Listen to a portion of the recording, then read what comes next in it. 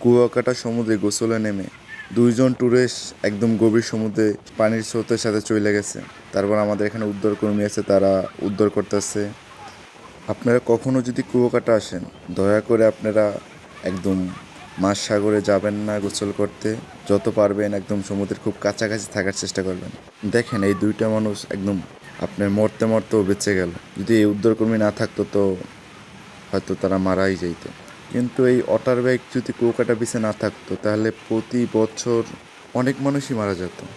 এই অটার বাইক প্রতি বছর না হইলে আপনি 10 থেকে 20 জন মানুষ সাগরের ভিতরে টাইনা নিলে ওইগুলো কুলে নিয়ে আসে।